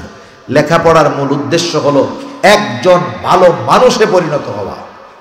আর এই জামানায় এই শিক্ষার মূল উদ্দেশ্য যদি কেউ অর্জন করতে চায় তাহলে ধর্মীয় শিক্ষার কোনো বিকল্প নাই। ধর্মীয় শিক্ষার দ্বারা মানুষ যেমন সৎ চরিত্রবান মানুষে পরিণত হয়, ধর্মীয় শিক্ষার দ্বারা আখিরাত মানুষের উজ্জ্বল হয়। এই দুনিয়ার যদি কল্যাণ কেউ চায়, নীতি নৈতিকতা সম্পন্ন মানুষ ছাড়া সম্ভব নয়। এখন মনে করেন ধর্মীয় শিক্ষার অন্যতম উদ্দেশ্য যে একজন নৈতিক চরিত্র সম্পন্ন মানুষ হওয়া। জাগতিক শিক্ষার যেই শিক্ষাগুলো আছে অর্জন করলে গুনাহ হবে না, যেমন ডাক্তার হওয়া। বলেন তো ডাক্তার যদি নৈতিকতা শূন্য হয়, নীতি নৈতিকতা যদি ডাক্তারের মধ্যে না থাকে তাহলে কি হবে? ওই ডাক্তার মোটা অঙ্কের ফিস নিবে, বিনা কারণে টেস্ট দিয়ে ডায়াগনস্টিক সেন্টারের কাছ থেকে মোটা অঙ্কের কমিশন পাবে। ঠিক কিনা বলেন? ওই ডাক্তার হইছে সাধারণ রোগ, বড় অপারেশন করে টাকা উপার্জন করবে, রোগীকে ঠকাবে। কেন? কারণ তার মধ্যে নৈতিকতা নাই। এজন্য জাগতিক উপকারী শিক্ষার দ্বারা যদি এই জাতি উপকার লাভ করতে চায় তাহলে ওই ডাক্তারকেও ধর্মীয় শিক্ষায় শিক্ষিত হতে হবে। কমপক্ষে তার ভিত্তিমূলক শিক্ষাগুলো দ্বীনি শিক্ষায় যদি না হয় তাহলে জাগতিক উপকারী শিক্ষাগুলো এই জগতের মানুষের জন্য ক্ষতির কারণ হয়ে দাঁড়াবে। তাহলে আপনি যদি সব কথার মূল কথার দিকে আনেন, যে যেই লাইনেই যাক, কমপক্ষে তার ভিত্তিমূলক শিক্ষাটা দ্বীনি শিক্ষা হওয়ার দরকার আছে না নাই? এটা আছে। এবং এটা প্রত্যেকটা মুসলমানের জন্য অর্জন করা ফরজ। আল্লাহ তাআলা সে কথা কোরআনুল কারীমের মধ্যেও বলেন, নবীজি সাল্লাল্লাহু আলাইহি ওয়াসাল্লাম হাদিসের মধ্যে জানায়া দেন, রাসূলুল্লাহ সাল্লাল্লাহু আলাইহি ওয়াসাল্লাম বলেন, তলাবুল ইলমি ফরিদাতুন আলা কুল্লি মুসলিম, দ্বীন ইলম শিক্ষা করা প্রত্যেক মুসলমান নরনারীর উপরে ফরজ। এখন কতটুক শিখবে? কেউ বলেন কমপক্ষে নিজে দ্বীনের উপরে চলার জন্য যতটুকু ইলমে দ্বীন শিক্ষা করা দরকার অতটুকু শিখতেই হবে। আবার কেউ কেউ বলেন না, কমপক্ষে নিজে দ্বীনের উপরে চলতে পারে এবং অধীনস্থদেরকেও দ্বীনের উপরে চালাতে পারে ওই পরিমাণ কমপক্ষে শিখতে হবে। কেন? তারা বলেন, আল্লাহ তাআলা কোরআনুল কারীমের মধ্যে বলেন, ইয়া আইয়ুহাল্লাযীনা আমানু কু আনফুসাকুম ওয়া আহলিকুম নারা। আল্লাহ রাব্বুল আলামিন বলেন, হে ঈমানদারেরা, তুমি নিজেকে জাহান্নাম থেকে বাঁচাও, অধীনস্থদেরকেও জাহান্নাম থেকে বাঁচাও।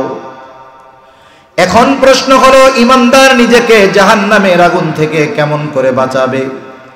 ঈমানদার আল্লাহ তাআলার হুকুম আহকাম মেনে চলার মাধ্যমে, ভালো কাজ করার মাধ্যমে, গুনার থেকে বাঁচার মাধ্যমে ঈমানদার নিজেকে জাহান্নাম থেকে বাঁচাবে। সাথে সাথে তার অধীনস্থদেরকেও জাহান্নাম থেকে বাঁচার পদ্ধতি শিক্ষা দেওয়ার মাধ্যমে জাহান্নাম থেকে সে বাঁচানোর চেষ্টা করবে।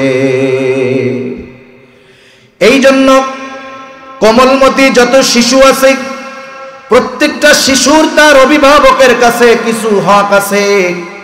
এই হকগুলোর মধ্যে অন্যতম একটি হক হলো প্রত্যেকটা শিশু তার দ্বীন শিক্ষাটা মা বাবার মাধ্যমে তথা তাদের অভিভাবকের মাধ্যমে তাদের জন্য ব্যবস্থা করতে হবে।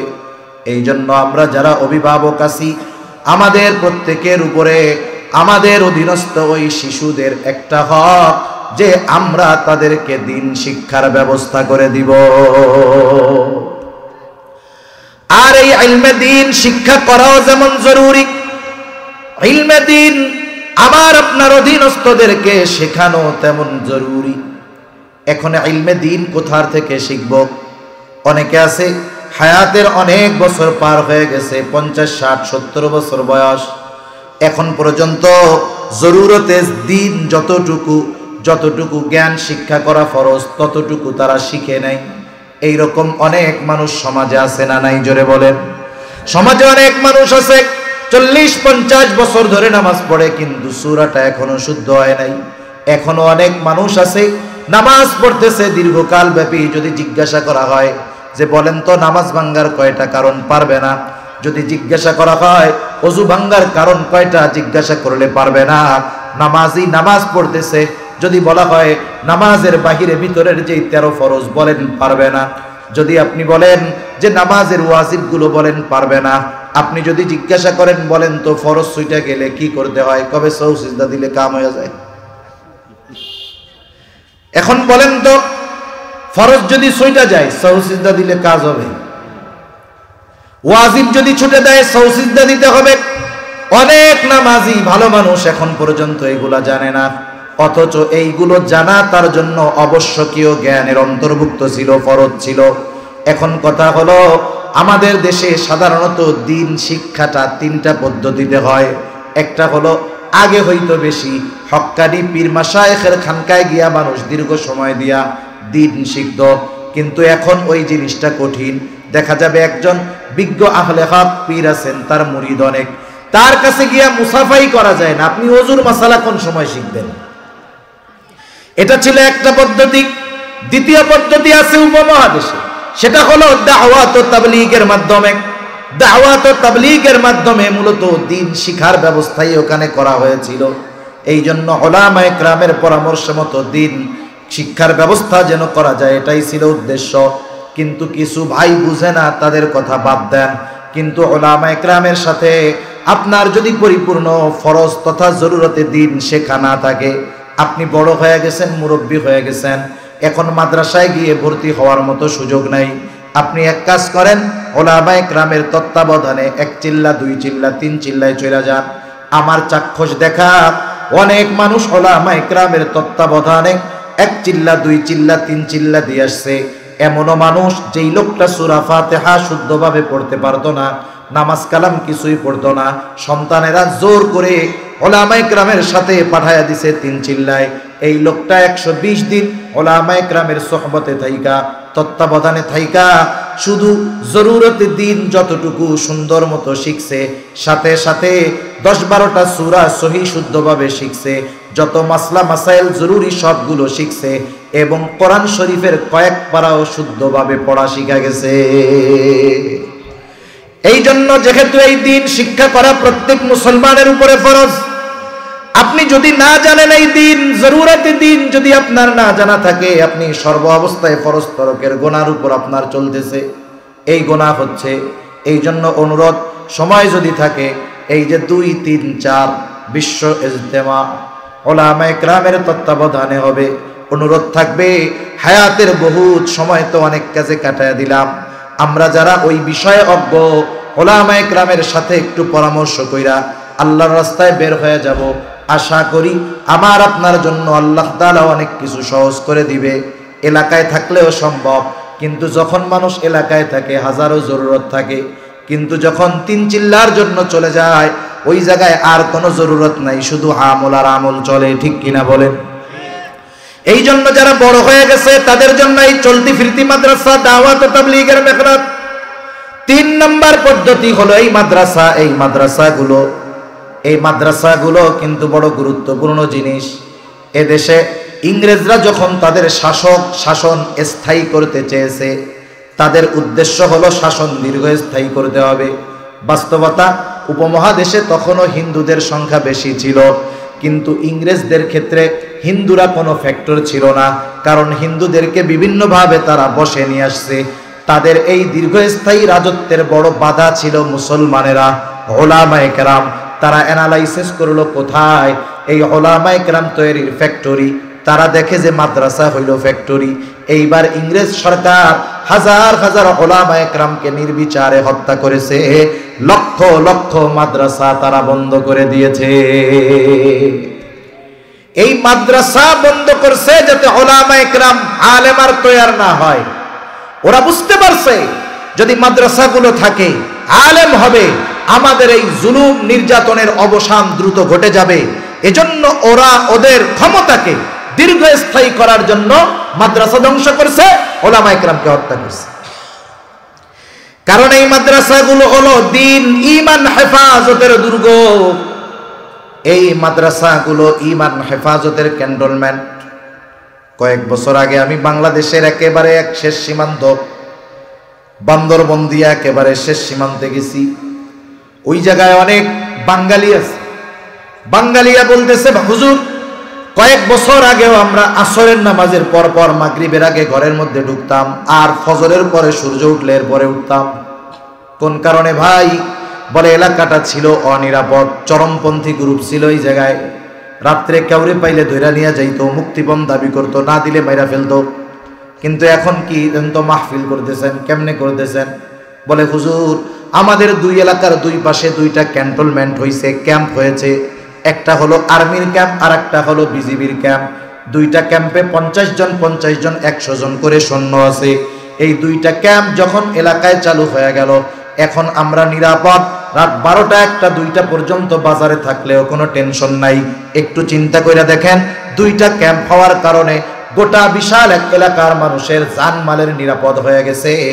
আর যেই এলাকাগুলোয় মাদ্রাসা আছে, যেই দেশে মাদ্রাসা আছে, যেই এলাকায় মাদ্রাসা আছে, ওই মাদ্রাসাগুলো কিন্তু সাধারণ ইট দেয়ালের ঘর দেখা যায় তা নয়, বরং ওই মাদ্রাসাগুলো হলো আমার আপনার ঈমান হেফাজতের ক্যান্টনমেন্ট। দেশের উপরে যখন আক্রমণ আসে, আমাদের প্রতিরক্ষা বাহিনী যেমন শত্রুর উপরে ঝাঁপায় পড়ে, অনুরূপভাবে যখন কোথাও থেকে আমাদের ঈমানের উপরে আঘাত আসে, এই ক্যান্টনমেন্ট থেকেই সৈন্যবাহিনীরা আগে প্রতিবাদ করে, ঠিক কিনা বলেন? বলেন তো, কোন দেশে যদি যুদ্ধ লাগে আগে কি সাধারণ মানুষ যুদ্ধ করে নাকি আগে প্রতিরক্ষা বাহিনী যুদ্ধ করে? আগে সৈনিক নামে, সেনাবাহিনী নামে, এরপরে যখন সেনাবাহিনীর শট দেখা যায়, এইবার সাধারণ মানুষকে শর্ট টাইম ট্রেনিং দিয়ে নামায় দেওয়া হয়। এজন্য মনে রাখবেন, ঈমান হেফাজতের ক্যান্টনমেন্ট মাদ্রাসাগুলো আর এই মাদ্রাসার মধ্যে যারা থাকে তালিবুল ইলম, এরা হলো ঈমান হেফাজতের দায়িত্বে নিয়োজিত সৈনিক। এই সৈনিক প্রত্যেকের হওয়ার দরকার। এই যে ইসরায়েল 1 কোটি ইহুদি গোটা দুনিয়ার মানুষের নাকের মধ্যে দড়ি দিয়া ঘুরাইতেছে। ওদের দেশে 100% সামরিক ট্রেনিং দেওয়া, সবাই যারা প্রাপ্তবয়স্ক সবাই 100% সামরিক ট্রেনিং দেওয়া। 18 বছরের কমে 18 বছরের বেশি যারা, এদের কাউকে আপনি পাবেন না যে তাদের সামরিক ট্রেনিং দেওয়া নাই। বরং শর্ট টাইম ট্রেনিং নয়, একজন 2 বছর ব্যাপী রাষ্ট্রীয়ভাবে তাদেরকে ট্রেনিং দেওয়া হয়েছে। কেন? যখন সৈনিকেরা যুদ্ধ করবে, এরা মরবে, যেন এই সাধারণ মানুষগুলো সৈনিকের ভূমিকা পালন করতে পারে। এখন আমরা তো মুসলমান, ঈমান হেফাজতের ক্যান্টনমেন্ট সৈনিক হলো উলামায়ে কেরাম। ওই যে ইংরেজদের মতো জালেম যদি আবার আসে, গাছে গাছে ঝুলায় যদি উলামায়ে কেরামকে শেষ করে দেয়, তাহলে এই দায়িত্ব তো পরের জনের নিতে হবে। তার যদি ট্রেনিং না থাকে দিনের ব্যাপারে, সে যুদ্ধের ময়দানে নামবে কেমনে? ঠিক কিনা বলেন? এজন্য প্রত্যেকটা মুসলমানের সন্তানের দ্বীনি শিক্ষায় শিক্ষিত হওয়ার দরকার। কমপক্ষে ভিত্তিমূলক শিক্ষাটা হতে হবে কোরআনের শিক্ষা। এই মাদ্রাসায় তো মনে হয় নুরানি বিভাগ আছে, আছে না? নুরানি বিভাগ আছে। মনে রাখবেন, নুরানি বিভাগ কোথার থেকে আসলো ইতিহাস বলতে গেলে লম্বা হয়ে যাবে। আমাদের এই উপমহাদেশে অনেক খ্রিস্টানেরা অনেককে পাঠিয়েছে এই ধর্ম থেকে ধর্মান্তরিত করে অন্য ধর্মের, খ্রিস্টান ধর্ম অনুসারী বানানোর জন্য। উপমহাদেশে একজন মহিলাকে নোবেল পুরস্কার দেওয়া হয়েছিল, তার নাম হলো মাদার তেরেসা। নাম শুনছেন আপনারা? Mother Teresa. সেই মহিলা এত বিলাসী জীবনযাপন রেখে উপমহাদেশে কেন আসছে? উপমহাদেশে তার আসার কারণ ছিল যে উপমহাদেশে হিন্দু এবং মুসলমানদের সংখ্যা বেশি। তার উদ্দেশ্য ছিল সে তার মানবতাকে দেখিয়ে মানুষদেরকে খ্রিস্ট ধর্মের প্রতি আকৃষ্ট করবে এবং মানুষ যেন খ্রিস্টান হয়, সেই মিশন চালাইছে যুগের পর যুগ। সে এবং তার অর্গানাইজেশন এদেশে স্বাধীনতা পরবর্তীকালীন সময়, মুক্তিযুদ্ধের পরে এদেশে ইউরোপ আমেরিকা থেকে অনেক এনজিওরা ঢুকছে। এনজিওরা উপকারের কথা বলে দেশে ঢুকছে। তৎকালীন সময়ের বিজ্ঞ উলামায়ে কেরাম এটা মানা করছিল, বাধা দিয়েছিল যে শোনো, আজকে কিন্তু খাওয়াইতেছে তোমাদের, এক সময় নাড়ি ভুড়ি ধরে টান দিবে। তো স্বাভাবিক মানুষ উলামায়ে কেরামের কাছে আসে যখন আর কোনো উপায় না থাকে। প্রথমে হুজুরের কথা শুনবে না, যখন বিপদে পড়বে, উপায় থাকবে না, এরপরে আইসা কয় হুজুর আমাগুলোকে দোয়া করেন। এই যে ফিলিস্তিনের আজকের এই অবস্থা, এর পেছনে ইতিহাস ঘাটেন, কথায় কথা আসে। কষ্ট হচ্ছে না তো আপনাদের? যখন বেলফর ব্রিটিশ এক মন্ত্রী ঘোষণা দিছে বা ইহুদিদেরকে একটা নির্দিষ্ট জায়গা দেওয়া হবে তাদের বসতির জন্য, ইহুদিরা বেলফরের কাছে বলা শুরু করছে আমাদের সেই জায়গাটা হতে হবে জেরুজালেম, ফিলিস্তিন। এই প্রস্তাব রেখে ওরাও আশাবাদী যে আমাদের এই দাবি পূরণ হবে। এই আশায় ওই সময় থেকে নিয়ে 20 শতাব্দীর শুরু থেকে নিয়ে ওরা দলবদ্ধভাবে আসার আগেই, দ্বিতীয় বিশ্বযুদ্ধের আগে হিটলারের ওই যে গ্যাস চেম্বারের মধ্যে দিয়া লক্ষ লক্ষ ইহুদিকে হত্যা করছে, এই ঘটনার অনেক আগে ইহুদি যারা সম্পদওয়ালা ছিল, বিভিন্ন পৃথিবীর বিভিন্ন দেশ থেকে গরিব গরিব ইহুদিদেরকে কাজের জন্য পাঠাইতো ফিলিস্তিন। ওরা এসে কামলা দিত। অনেক সময় আপনাদের এই অঞ্চলে ধান টান কাটার যখন প্রয়োজন হয়, উত্তরবঙ্গ অনেক দূর দূর থেকে এসে মানুষ কামলা দেয় না? এই সিস্টেম আছে আপনাদের এদিকে, অনেক দূর দূর থেকে এসে কামলা দেয়। ওই ইহুদিরা আসছিল ফিলিস্তিনে কামলা দিতে। ওরা ওইখানে শুধু কামলা দিত না, ওইখানের খবর আবার ওদের কাছে পাঠাইতো যে এই জায়গার এই অবস্থা, এই অবস্থা। এক সময় ওই ইহুদিরা অনেক দামে জেরুজালেমের আশেপাশে জমি কেনা শুরু করছে। মনে করেন 1 টাকার জমি যদি 10 গুণ বেশি দাম দেয়, কোন আল্লাহর বান্দা আছে না বেচা বইয়া থাকবো? মনে করেন বাজার দর 1 লাখ, আপনারে টাকা দিতে চাই 15 লাখ, কি করবেন? বিসমিল্লাহ কইয়া আপনি আর 14 গোষ্ঠী সহটা বেচবেন আপনি। ইহুদিরা করলো কি, ওদেরকে লাগায়া দিল আর গণহারে ফিলিস্তিনের মানুষ বেশি দাম পেয়ে জমি বিক্রয় করা শুরু করছে। ওই সময়ের বিজ্ঞ উলামায়ে কেরাম যারা ছিলেন ওনারা মানা করছে, খবরদার এই ভূমি তোমরা ইহুদিদের কাছে এরকম ভাবে বিক্রয় করো না, পরে কিন্তু পস্তাবা। তখন কিছু মানুষ যেই আলেমরা মানা করছে জমি বিক্রয় করতে, তাদের বিরুদ্ধে স্লোগান দিছে, হুজুররা আমাদের অগ্রগতি উন্নতি চায় না, আমরা ধনী হই এইটা হুজুররা চায় না, হুজুররাই সব উন্নতি অগ্রগতির বাধা। এখন কি করবে, মোল্লার সংখ্যা তো কম, ওনারা ধুমসে বিক্রয় করছে। একটু চিন্তা করেন আস্তে আস্তে কি হলো, আস্তে আস্তে একটা সময় ওইখানে ওরা যখন জমির মালিকানা পাইছে, ওই যে গরিব ইহুদি যারা, ওদেরকে আস্তে আস্তে বসার জন্য খুপড়ি খুপড়ি ঘর বানায় দিছে। এরপরেই না একসাথে আইসা আস্তে আস্তে জুড়ে বসছে। এত সহজ না, একটা জায়গায় এসেই সহজে বসে গেল তা না। এর আগে 50 বছর ধরে ওই ফিলিস্তিনে তারা বসতি স্থাপনের জন্য পরিবেশ তৈরি করেছে, আর এই পরিবেশ তৈরি করার সুযোগ সরল মনা মুসলমানরাই দিয়েছে। ওলামায়ে কেরামের কথা না শুনে তারা জমি বিক্রয় করে ধরা খাইছে। আচ্ছা, এদেশে কি ইস্ট ইন্ডিয়া কোম্পানি একদিনে চলে আসছে নাকি? আসে নাই। প্রথম আসছে ব্যবসার নামে, আস্তে আস্তে শাসকদেরকে কনভিন্স করে গুরুত্বপূর্ণ জায়গায় তারা তাদের কলোনি স্থাপন করছে, তারা তাদের সিকিউরিটি রক্ষা করছে। বাদশারে বুঝাইছে যে আমাদের এইগুলো পাহারা দেওয়ার জন্য আমাদের ব্যক্তিগত লোক দরকার, এই কথা বলে বলে সেনাবাহিনী আইনা সংগ্রহ করছে। আস্তে আস্তে লোক জমাইছে, একটা সময় আক্রমণ কইরা আমাগো দেশের থেকে রিফিউজি বানায় দিছে। এই প্রসেস 1-2 দিনে হয় নাই। যখন এনজিওরা আসতেছে স্বাধীনতা পরবর্তীকালীন সময়, ওলামায়ে কেরাম মানা করছে যে আসতে দিও না, আমাদের সময় লাগুক, আমাদের ভাঙা জিনিস আমরাই পরিশ্রম করে গড়ি। ওই যে হুজুররা আমাদের ভালো চায় না, বাধ্য হইছে চুপ থাকতে। এবার খ্রিস্টানেরা দলে দলে খ্রিস্টান এনজিওরা ঢুকছে। 2টা উদ্দেশ্য নিয়েই এরা ঢুকে। একটা হলো তাদের অর্থনৈতিক সমৃদ্ধির লোভ দেখিয়ে তাদেরকে বেঈমান করা, তাদের দিকে আকৃষ্ট করা, এবং 2 নম্বর এই মানুষগুলোকে খ্রিস্ট ধর্মে দীক্ষিত করা। আজকে খোঁজ নেন, সিলেটের মানুষ মোটামুটি ওলামায়ে কেরামের তত্ত্বাবধানে আছেন, এটা আপনাদের কপাল, নসিব ভালো, ঘরে ঘরে আলেম পাওয়া যায়। এই জামানায়ও উত্তরবঙ্গের এমন জায়গা আছে এক ইউনিয়নে একটা আলেম নেই, একটা জেলার মধ্যে একটা দাওরা হাদিস মাদ্রাসা নেই। এমন পরিস্থিতি এই ছোট্ট এই দেশের মধ্যেও এখনো আছে। সেজন্য ওলামায়ে কেরাম জাতির চিন্তা করে। এখন ওই যে খ্রিস্টান মিশনারিরা ওরা চিন্তা করতেছে, এত ইনভেস্ট করতেছি, ইনভেস্টের বিপরীতে ফলাফল নেই। আপনি কোটি টাকা ব্যবসায় ইনভেস্ট করলেন, মাস শেষে 1000 টাকাও লাভ আসে না। আপনি এখন চিন্তা করবেন না এত টাকা ইনভেস্ট করি, ঠিক ব্যবসায় লাভ নাই কেন?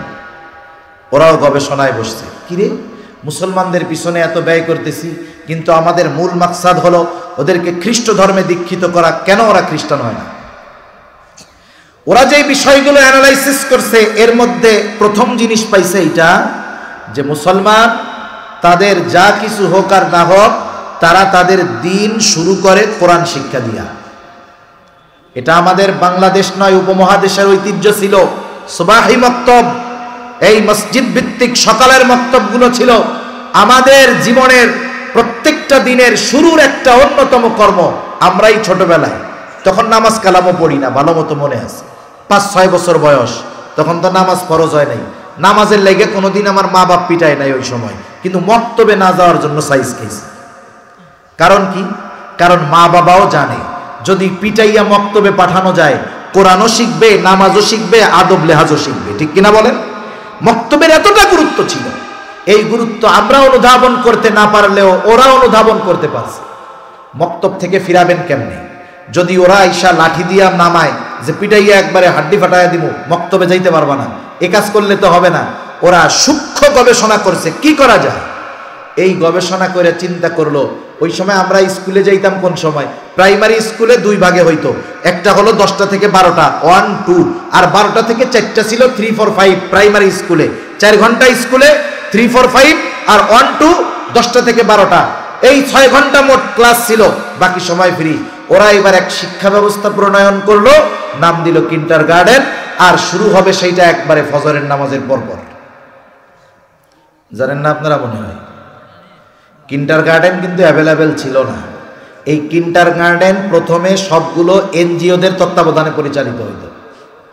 এনজিওদের তত্ত্বাবধানে পরিচালিত হইতো।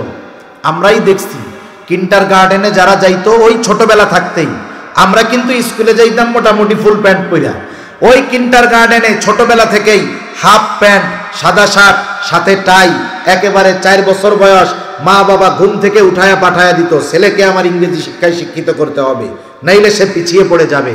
কিন্তু মা বাবা বুঝে নাই যে এই শিক্ষার মাধ্যমেই তার সন্তানের সর্বস্ব লুটে নেওয়ার চেষ্টা এই ইসলাম বিদ্বেষীরা করতেছে। প্রথম দিকে কিন্ডার গার্ডেনগুলোর পূর্ণ নিয়ন্ত্রণ ছিল এনজিওদের তত্ত্বাবধানে, এরপরে আস্তে আস্তে এটা পাবলিক হয়েছে। মানুষ চিন্তা করছে সবাই তো তার সন্তানদেরকে ওই দিকে দিয়ে দিচ্ছে, তাইলে আমিও একটা কিন্ডার গার্ডেন খুলি। এই কিন্ডার গার্ডেন সকাল 6টার সময় যায় আর 12টার সময় আসে। 4 বছরের বাচ্চার সাবজেক্ট থাকে 6টা, অথচ আমরা 1, 2-তে বই পড়ছি 3টা, 4-এ উঠার পরে বই হয়েছে 6টা, 3, 4, 5-এ 6টা করে বই পড়ছি, আর 7-8টা বই থাকতো 4 বছরের বাচ্চার। এখন মা বাবাও কম্পিটিশন, আমার ছেলেকে ভালো মতো শিখাতে হবে। বলেন তো 4 বছরের বাচ্চা তো ওর বাপের নাম ভালো মতো বলতে পারে না, ওর পরিচয় ঠিক মতো বলতে পারতো না। ওই 4-5 বছরের বাচ্চাকে দিয়ে যখন 7-8টা সাবজেক্টের চাপ ওর মাথায় ঢুকিয়ে দেওয়া হবে, ওর ব্রেন তো এক সময় এমনি নষ্ট হয়ে যাবে, ঠিক কিনা বলেন? আরেকটা হলো শিক্ষা সামগ্রী বহনের মাধ্যমে অনেক কিছু প্রমাণ পাওয়া যেত। 4 বছরের ছোট বাচ্চা, 4.5 বছরের বাচ্চা, কারণ ওইখানে ক্লাস 1-এ ওঠার আগে আরো 2টা ক্লাস পড়া লাগতো, কেজি, নার্সারি, নার্সারি 1, তারপরে হলো নার্সারি, নাকি প্লে নার্সারি, এরপরে হলো গিয়ে ক্লাস 1। চিন্তা করে দেখেন, ছোট বাচ্চার কাঁধে যখন ব্যাগটা ঝুলায়া দেয়, 5-6টা বইয়ের ওজন, ব্যাগের ওজন, ছোট বাচ্চা সামনে চলতে পারতো না, বইয়ের ভারে মাঝে মধ্যে চিত হইয়া পেছনে পড়ে যাইত, ঠিক কিনা কোন? আর আমরা যখন ওই বয়সে মক্তবে গেছি, খেয়াল আছে আমাদের, কোরআন শরীফটা থাকতো, কায়দা থাকতো, রেহাল থাকতো, বুকের মধ্যে জড়ায়া আমরা সামনের দিকে চলতাম। যদি কখনো পইড়াও যাইতাম, চিন্তা করতাম আমি ব্যথা পাই যেন কোরআনটা নিজের থেকে, আমার হাত থেকে কোরআনটা যেন নিচে না পড়ে যায়। এই 2 শিক্ষা সামগ্রী বহন করাই বুঝায় দেয় যে দিনবিহীন জাগতিক শিক্ষা এটা মানুষকে আসলে সামনের দিকে নেয় না, বরং তাকে পেছনে ফালায়া দেয়। আর দিন সহ দিনই শিক্ষা এটা মানুষকে সামনের দিকেই নেয়, বরং যদি সে মরেও যদি যায়, সে দিনকে ছেড়ে দেয় না। এই জন্য প্রত্যেকটা শিক্ষা সামগ্রী বহনের মধ্যেও ওই শিক্ষার বিষয়টা দেখা যায়। এইবার যখন সমাজে বিস্তার হয়ে গেল, মক্তবগুলো প্রায় শূন্য হওয়ার পথে, বিজ্ঞ উলামায়ে কেরাম চিন্তা করেছেন এই জাতিকে এই অভিশাপ থেকে কিভাবে বাঁচানো যায়। উলামায়ে কেরাম চিন্তা করে এক পদ্ধতি বের করলেন, তার নামও দিলেন নুরানি পদ্ধতি। সুবহানাল্লাহ। কারি বেলায়েত সাহেব রহমাতুল্লাহি আলাইহি, কোরআনের একজন একনিষ্ঠ খাদেম, এই সুন্দর পদ্ধতির আবিষ্কার করলেন। এমন এক সুন্দর পদ্ধতি হলো যেইখানে পড়লে ইংরেজি বাংলা সহ সব একটা ছোট্ট বাচ্চা শিখতে পারবে। ক্লাস 3 পর্যন্ত যদি নুরানি মাদ্রাসায় পড়ে, চ্যালেঞ্জ দিয়ে বলা যায় ক্লাস 4-5-এ একটা ছেলে যা শিখে, এই নুরানি মাদ্রাসার 3 পর্যন্ত পড়া তার চাইতে আরো বেশি শিখে। একজন মুসলমানের সন্তান ও হাই স্কুলে পড়ে, কলেজে পড়ে, অনেক দোয়া আছে, তারা জিজ্ঞাসা করেন পারবে না। আপনি যদি তারে দোয়ায় কোনো জিজ্ঞাসা করেন, বলবে হুজুর একটু দাঁড়ান, আমার একটু প্রস্রাব আসতেছে, এই কইয়া যে ভাগবো আর সামনে আইব না। কিন্তু ওই 2-3 বছর নুরানিতে পড়ছে, ক্লাস 2-3-তে পড়ে, ওই নুরানির ছেলেটারে জিজ্ঞাসা করেন, ওই দোয়ায় কোনো তো পারে, জানাজার নামাজ কিভাবে পড়তে হয়, পড়াতে হয় সব পারে, 5 ওয়াক্ত নামাজের সব পারে, 2 রাকাত নামাজের 60টা মাসালা তাও পারে। আবার দেখেন বাংলা ইংরেজি হাতের লেখা কত সুন্দর, আরবি হাতের লেখা কত সুন্দর। ওই ছোট বাচ্চা তার চালচলন কত আদবের সাথে, বড়দের দেখলে সালাম দেয়। এই ছোট বাচ্চার আচার আচরণে আপনি মুগ্ধ হবেন। এই ছেলেটা যদি 3-4 পর্যন্ত 5 পর্যন্ত নুরানি মাদ্রাসায় পড়ে, এরপরে যদি জাগতিক উপকারী জ্ঞান অর্জন করে, আশা করা যায় এই ছেলেটা যদি ওই জাগতিক উপকারী জ্ঞান অর্জন করে ডাক্তার হয়, ও শুধু ডাক্তার হবে না, ও একজন দিনদার ডাক্তার হবে। ওর দ্বারা সমাজ জাতি উপকৃত হবে। আবার আল্লাহ না করুন যদি শয়তানের ধোঁকায় অন্যদিকে চলে যায়। আরবিতে একটা প্রবাদ আছে, কুল্লু শাইইন ইয়ারজিউ ইলা আসলিহি, প্রত্যেকটা জিনিস তার আসলের দিকে ফিরে। এই যে ছোট্ট সন্তান, এর ভিত্তিমূলক শিক্ষাটা হলো দ্বীনি শিক্ষা। শয়তানের ধোঁকায় পড়ে যদি অন্য কোনো দিকেও যায়, একটা সময় সে তার মূলের দিকে ফিরে আসবে, দ্বীনের দিকে ফিরে আসবে। কিন্তু কারো ভিত্তিমূলক শিক্ষা যদি দ্বীনি শিক্ষা না হয়, তাহলে ওই লোকটা বিভিন্ন ষড়যন্ত্র চক্রান্তে পড়ে নিজের ঈমান আমানটাও হারায়া ফেলতে পারে। এই জন্য বর্তমান যে শিক্ষা ব্যবস্থা প্রণয়ন হচ্ছে, এতে আমাদের সন্তানরা আদবওয়ালা হবে না, বরং বেয়াদব হবে। নৈতিকতা শিখবে না, বরং অনৈতিকতায় ভরে যাবে। সচ্চরিত্রের হবে না, বরং দুশ্চরিত্র সম্পন্ন হবে। এই জন্য অনুরোধ আপনাদের কাছে, আপনারা আপনাদের সন্তানদেরকে যদি বাস্তবেই দুনিয়া আখেরাতের সম্পদে পরিণত করতে চান, তাহলে ভিত্তিমূলক শিক্ষাগুলো দ্বীনি শিক্ষায় শিক্ষিত করতে হবে। সাথে সাথে আমাদেরও স্কিম নিয়ে আগাতে হবে। অনেক ভাইয়েরা দেখতেছি আলহামদুলিল্লাহ ইসলামিক স্কুল প্রতিষ্ঠা করতেছেন। যাদের অ্যাবিলিটি আছে, সামর্থ্য আছে, তাদের এটা করার দরকার। আমার দেশের, মুসলিম দেশের মুসলমানদের পকেটের টাকা দিয়ে শিক্ষা ব্যবস্থায় নাস্তিকতা শেখানো হবে, আর মুসলমানেরা এটা চোখ বুজে সহ্য করবে। এটা মুসলমানিত্ব মার্কা কাম হইতে পারে না। সেজন্য একটা মানুষ সে সম্মানিত হয় দ্বীনের মাধ্যমে। একটা মানুষ যত বড় জাগতিক শিক্ষায় বড় হোক, যদি তার মধ্যে দ্বীন না থাকে, তাহলে শিক্ষার কোনো দাম নাই। কিন্তু আরেকটা মানুষ যার মধ্যে হয়তো দুনিয়ার কিছু নাই, কিন্তু দ্বীন আছে তার মধ্যে, সে ওই মানুষের চাইতে অনেক উত্তম এবং অনেক ভালো। ঠিক কিনা বলেন? এজন্য সম্মানিত শুধু আগামী দিনের পরিস্থিতি কি হবে জানি না, আমরা আপনাদের কাছে বলে যাওয়া দায়িত্ব তাই বলি। এই শিক্ষা ব্যবস্থার মাধ্যমেই কিন্তু একটা জাতির ফাউন্ডেশন এবং একটা জাতির ভবিষ্যৎ গড়ে ওঠে। যেই বিল্ডিংয়ের ভিত্তি যত মজবুত, সেই বিল্ডিং যত উপরে উঠবে তত সেফ। যেই বিল্ডিংয়ের ভিত্তি দুর্বল, সেই বিল্ডিং উপরে উঠলে সামান্য নড়াচড়ায় শেষ হয়ে যাবে। ঠিক কিনা বলেন? আমি যেই কথাগুলো বোঝাতে চেয়েছি, অনেক কথাই স্পষ্ট বলতে পারছি, অনেক কথা ইঙ্গিতে বলা লাগছে। আপনারা বুঝে নেবেন যে আপনার আমার কর্তব্য কি, করণীয় কি, এটা আশা করি বুঝতে পেরেছেন। আল্লাহ সুবহানাহু ওয়া তাআলা আমাদের সন্তানগুলোকে দুনিয়া আখিরাতের সম্পদে পরিণত করার তৌফিক আল্লাহ দান করুন। সকলে বলি আমিন।